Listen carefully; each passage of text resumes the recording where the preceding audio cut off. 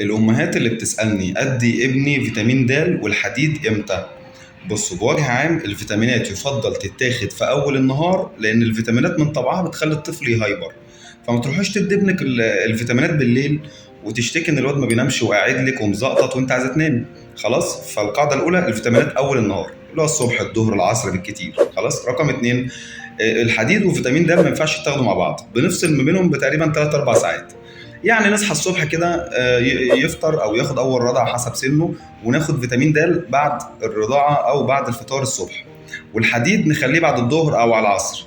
الحديد يفضل يتاخد على معده فاضيه، بمعنى قبل الرضاعه بساعه، بعد الرضاعه بساعتين. ويفضل لو يتاخد معاه حاجه فيها فيتامين سي بتزود الامتصاص. خلاص، ده بخصوص الحديد. طبعا معروف ان الحديد بيعمل امساك ويخلي الستول بتاع الطفل اسود. خلاص، كل ده شيء متوقع عشان الام ما تستغربش. ده بخصوص الفيتامينات اللي هي الإجبارية، الحديد وفيتامين د.